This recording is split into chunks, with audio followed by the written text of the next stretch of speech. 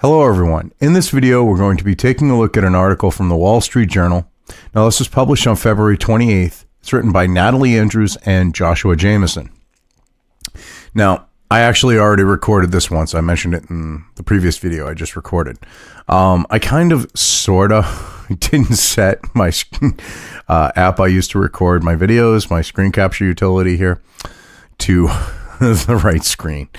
And it wouldn't look good just watching an EQ go up and down where I have the application I use to do my compressor and gate so that you don't have background noise, and it brings my levels, to a higher quality level. But yeah, that just wouldn't have been something fun to watch. But anyway, let's get into the article here. GOP motions in House put pressure on Democrats' unity. Republicans use procedural voting tactic to push Democrats facing tough re-election to split with leadership.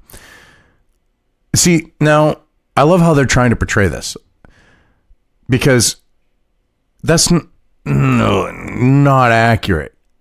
What they're doing is they're making these politicians make a choice. What they're doing is they're saying you can either side with your constituents if you want to get reelected, or you can side with the party and commit career suicide. That's what this comes down to. And the Democrats don't like that this is going on. They've done it themselves. They actually just did it with the last election. And that's how they managed to gain control of the House, because they got some Republicans to make some choices that pissed off their constituency, using the same exact tactic. But now that it's being used against them, oh, no fair. It's hilarious. It truly is. So anyway, House Speaker Nancy Pelosi is split with her leadership team on how to handle moderate Democrats who are siding with Republicans on procedural votes to carve out independents from their party. Yeah, see, basically, she can't even keep control of the freshman that came in, like, Ocasio-Cortez, and the anti-Semite scarf-wearing one there, or the one that said, that she was going to impeach that effer or whatever the hell it was, that fucker, in regards to Trump. She can't control these people. All right, but she expects to control these other ones. And the only and what she's doing is she doesn't want to upset those children, because they're acting like children, like Ocasio and the other one there. They're acting like children.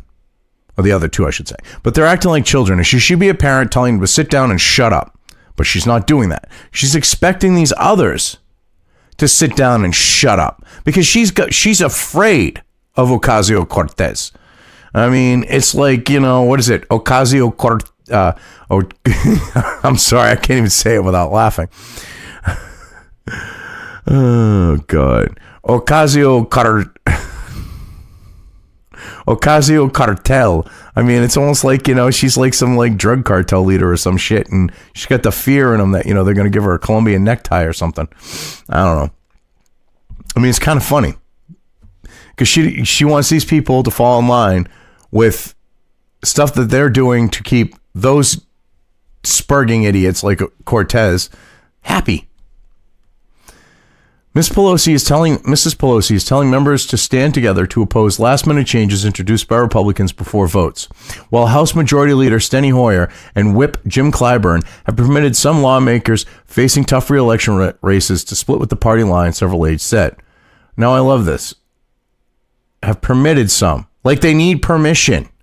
They're their own people. They don't need permission from Clyburn or Hoyer or Pelosi, okay, to go against the party lines.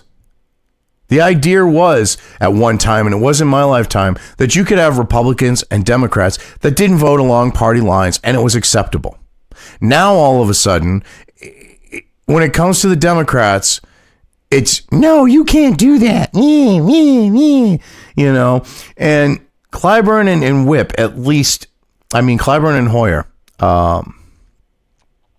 they understand that they need these people in office if they want to keep, the numbers that they have.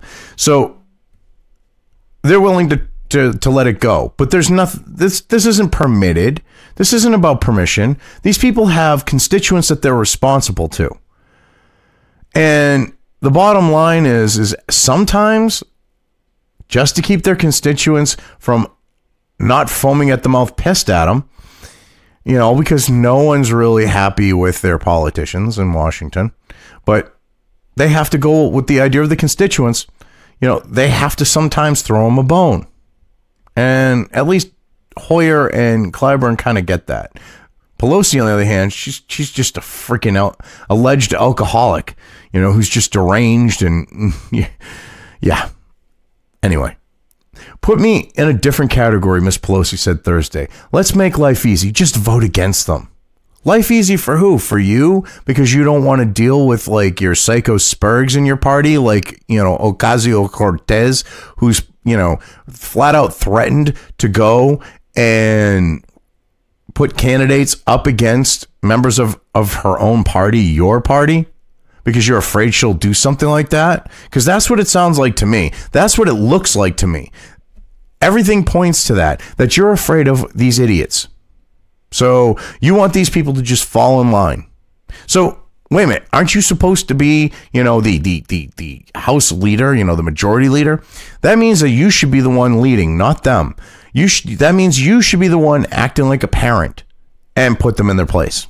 But you don't want to do that. The defections on some Republican-led measures are highlighting Democrats' challenges in adjusting to their large, diverse House majority, which started with later than expected leadership elections and a partial government shutdown. I love this. Translation for diverse is these days, and this legacy media shields here, these two, I'm surprised, you know, they would do this, but that's code for anti-white male, far left, you know, deranged, la la land nitwits. That's what diverse stands for these days. Because, well, anti-white in general, but anti-white male in particular. But that's what it is. It's funny that they're like, well, it's diverse. If it was, see, this is what's funny. Let's bring up this whole idea of diverse. If the party was truly diverse, that means not voting along party lines would be perfectly acceptable. Because when you have diversity, you should have diversity of thought and diversity in beliefs and so on and so on and so on. Oh, wait, they mean diverse is you look different, but you all think the same and you vote the same. That's what they want for diversity. Republicans are using a procedural tactic known as a motion to recommit to force Democrats to vote on a range of controversial issues by amending bills that Democrats are set to pass. Well, they might not pass them, but I love how this, oh, they're set to pass them. It's Republicans. It's not guaranteed that they would pass before these motions to recommit were added on. It is the most powerful tool the minority party can use in the House, and while it doesn't inherently derail a bill's chances of becoming law, it could create problems for Democrats and their agenda. Well, yeah, because that means they're going to have pushback. That means that they're going to have people thinking twice about voting for something. That means they're going to have people voting on something that, with it, something that's been added to it that could make them look bad at home or actually make them look better at home, depending on the situation. And they don't like that. And the idea of problems for their agenda, it just means it's also going to make it harder for them to run roughshod with it. The tactic is familiar to some Democrats, but see, the line actually reads, the tactic is familiar to some Democrats. Wall Street Journal, you're supposed to be this high level, you know, publication, proofread your shit. The tactic is familiar to some Democrats. They used it last year to introduce motions targeting Republican incumbents who they then beat in the midterm elections. Yes, so they use this tactic to piss off these Republicans' constituents. How, you know, and it's perfectly fine. Republicans do it. Oh, no, not fair. I mean, it's ridiculous. It truly is. The Democrats want what's good for the goose, but not for the gander. And they need to be taught a lesson and learn that in the end, the same things that they're going for can be used against them. And that has been the case. Good example, you know, the needing the supermajority in the Senate they got rid of it, got thrown back in their face. They don't understand that they're going to screw themselves in the long run, because the same dirty tactics that they're using by changing stuff, the fact of what they're changing can be used against them. I just don't get it. Democrats in districts President Trump won in 2016, or those who won narrowly in Republican-held districts, are increasingly voting for the GOP motions. Well, yes, because they know that it could come back to bite them in the ass that they didn't. They know in those places. They know that if they don't throw their constituents a bone here and there, they're screwed. Their political careers are over. It's because it's political suicide. They don't get it, though. That, like, on the note of these people on the far left, like Ocasio-Cortez, because she's actually threatened to say, well, if you people don't start falling in line, I'm going to run people against you.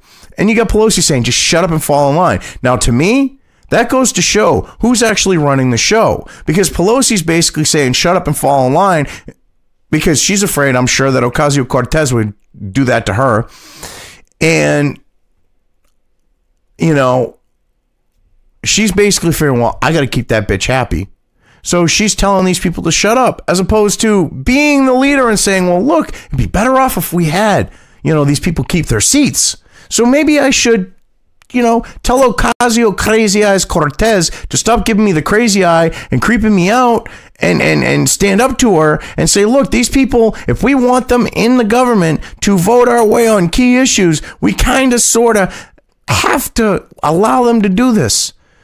Well, not even allow, it's because that makes it sound like a permission thing, but we have to just sit back and let them do what they're going to do. She's not doing that. On Wednesday, ahead of a landmark vote on the expansion of background checks for nearly all gun sales, which to me is ridiculous, because this expansion on background checks is bullshit, because the background check system is so extensive now, I don't see how you could actually expand it any further.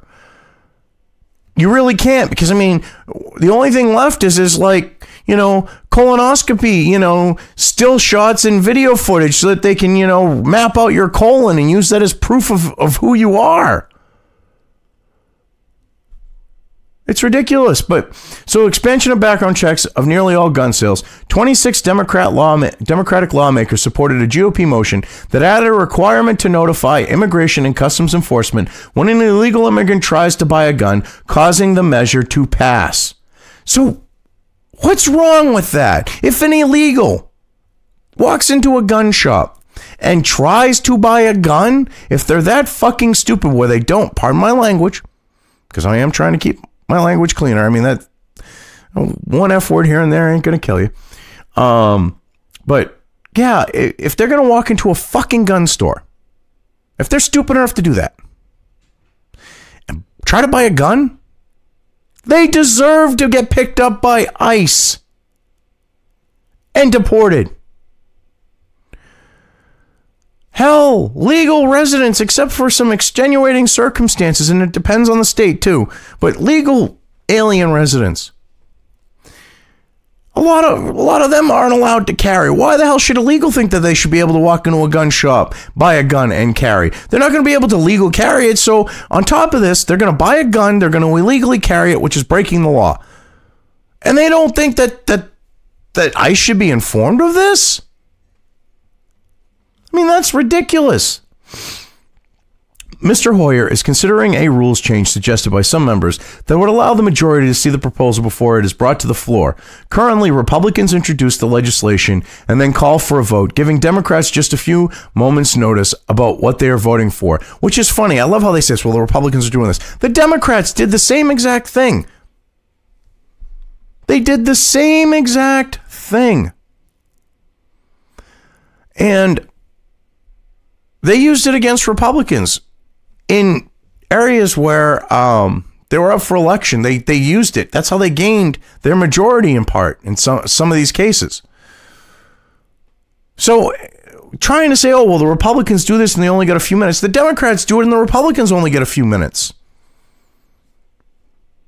And if you can't take a few minutes to read something that's short and sweet, it's not like they're adding 1,000 pages. That's on you. If you can't take 5 minutes before the vote to read something, that is on you. Oh my God. Many of the Democrats who voted for Republican measures are worried about attacks back home, a Democratic lawmaker said. Now, I love this choice of words. I really do.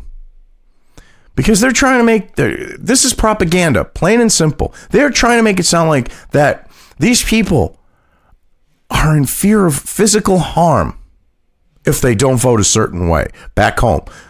They're literally projecting here because it's the left. It's those far left nitwits like Antifa types that if you don't vote a certain way are going to get violent. The Republicans aren't going to attack them physically. They're just going to vote them out of office.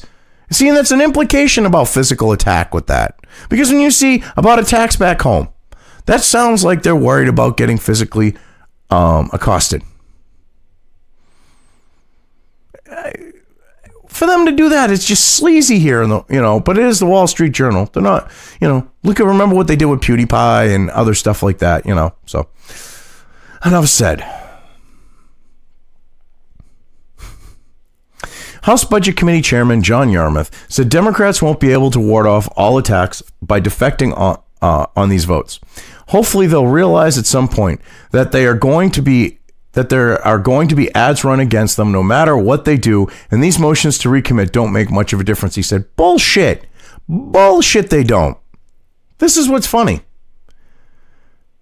They think that this really doesn't matter, but if one of these things is added that really strikes in a particular district or state, we'll go broader, and they go against it, that's political suicide for them. That's career suicide. So don't try to say, Yarmuth, oh, it's no big deal, because you don't think that you're a threat about it, or you're threatened by it. So you're going to just tell them to vote in line, and if they get booted, you don't give a shit. Because, see, these Democrats, all they care about ultimately is themselves. Nothing more than that. They don't care about their constituents. Because here they are saying, oh, well, fuck your constituents, pardon my language again. Vote the way that we want you to vote. And what gets me is the Democrat Party never used to be this idea of, you all have to be mindless automatons and vote the same way. The same with the Republican Party. But it's not nearly as bad with the Republican parties, with Republicans. But Democrats, it's atrocious. They're now at this point of, you're against us, or you're either against us or you're with us. And they expect, and this is because of the far left influence. They're pandering and catering to the far left. And they don't understand that people aren't robots. They're not all going to agree on the same things. They're not all going to follow the same line. They're not all going to do what they're told or what is believed they should do. They're not going to do any of that because some of them have to worry about getting reelected. And the only way that they can do that is by playing by the rules of sometimes you throw your constituents a bone and you try to keep your constituents from the point of foaming at the mouth and wanting to physically remove you from office. Because that's how you can skate by, hopefully, and remain in and still pass your party's bullshit. Mrs. Pelosi advises members to hold firm and define the GOP's motion so her caucus can say it consistently opposes them, which is suicide for the Democrats. It really is. People, see, this is going on that lines of going to the far left and catering to them. This is going to alienate them from anyone that is right of where they've placed the party now. And they don't want to see that because they think that mainstream Democrats think like these far left morons, and they don't. And also on that idea of the far left morons, see, Pelosi wants to be able to say that the Democrats consistently oppose them, or at least she wants to say that she was behind that and that because, and she wants the party to do this in part because she is afraid that Ocasio-Cortez is going to come in, play her shady shit, run people against these ones that are already in office, and Pelosi doesn't want to see that. So instead of telling Crazy Eyes to stop giving her the crazy eye and to sit down and shut up and stop causing problems for the party, she's cowering to this whack job, this New York City whack job. In Thursday's morning closed-door whip meeting, Rep. Alexandria Ocasio-Cortez spoke up about the difficult position she faced after the 26 Democrats voted with Republicans on Wednesday's gun control measure. Mr. Yarmouth said, now, what I love is they're leaving out the fact that she actually threatened over this. She actually threatened Democrats and said, hey, you vote this way, or I'm going to run people, I'm going to find people, and I'm going to run them against you, and I'm going to help them beat you. See, the Wall Street Journal doesn't want to report on that, though, but you can go and look this up. She did this. After this happened, she basically was like, yeah, either, with what's going on with this, she's basically come out and said, you either vote this way or I'm going to get people to run against you, and I'm going to make sure that I'm going to help them, and I'm going to make sure that they beat you. And Pelosi, instead of telling these people to vote in line, she'd be going, bitch, sit down, shut up, or actually, shut the fuck up. Let the adults do what they're doing. The adults are talking. You're a child. Until you grow up, you're just going to sit there. Understand? Up, shut up. Shut up.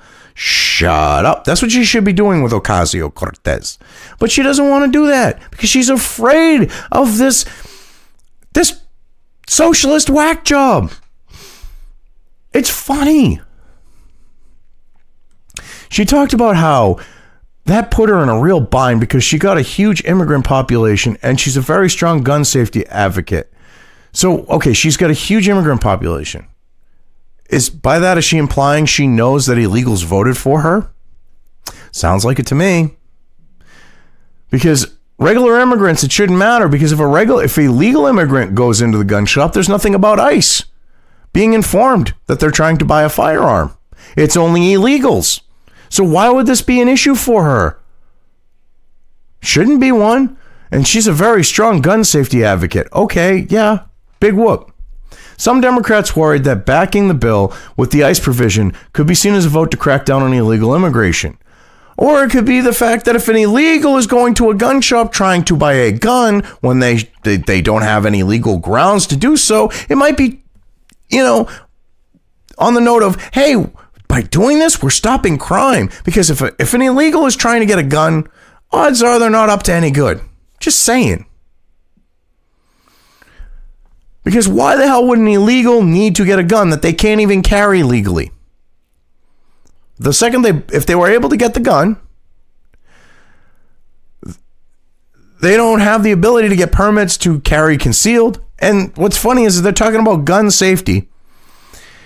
And they're trying to stop people who don't have a right to have a firearm getting one. And if they're stupid enough to go and try to buy one, pick them up and get them out of the country. I mean, to me, that's a no-brainer. Shouldn't be an issue. If you're about gun safety with this common sense gun law bullshit that you push when the background checks are already very extensive, to me, this would be, you throw this one in and go, okay, yeah, if they're trying to buy a gun, they're probably trying to get it to do something illegal. I mean, that's kind of a given. But they don't want to even deport someone who's trying to get a gun. They legally can't own one. It was a tough vote for her. As long as members feel free to treat it on an ad hoc basis, that will continue to put other members in difficult spots, Mr. Yarmouth said.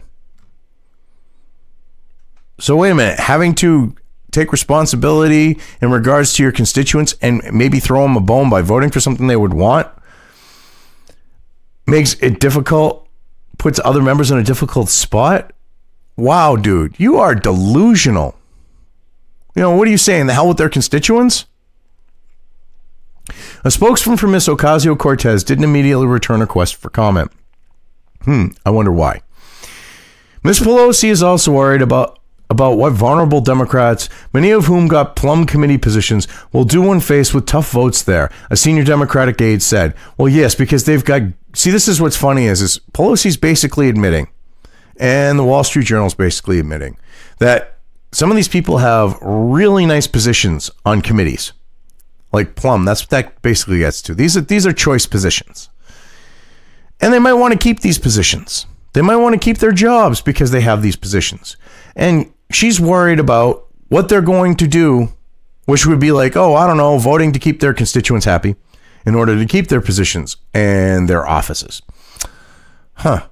Of course she should be worried, because these people want to continue working in Washington. And the way that they got to do that is by keeping constituents from not foaming at the mouth and getting so pissed and fed up with them that they're going to remove them from office. It's funny that, you know, she's worried about that. Well, she should be. Oh, God.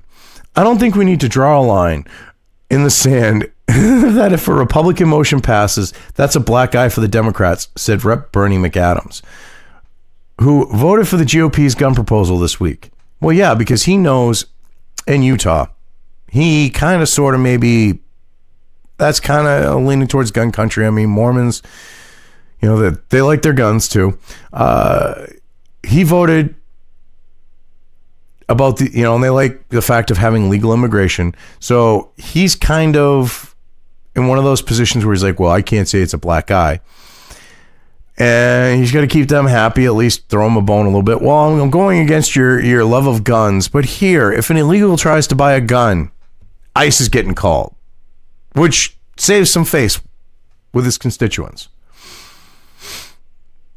And that's one reason why he's saying, you know,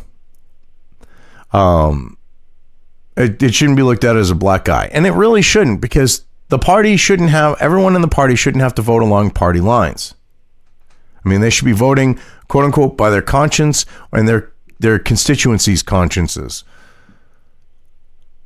The proposal didn't lead to any more Republicans than expected voting for the expansion of background checks for nearly all gun sales. The Republican motions derailed a war powers resolution earlier in February directing the removal of U.S. armed forces involving in the conflict in Yemen, in part looking to embarrass Democrats over anti-Semitic remarks from freshman Rep. Ilhan Omar. The GOP added language to their motion condemning anti-Semitism. The House voted unanimously to include the language. This is what's funny is how did that derail it? They all voted for it, adding this, you know, condemning anti-Semitism, because you've got a Muslim who hates Jews in Congress, you know, because Ilhan Omar, when she's making comments like she is, it's clear that she's an anti-Semite.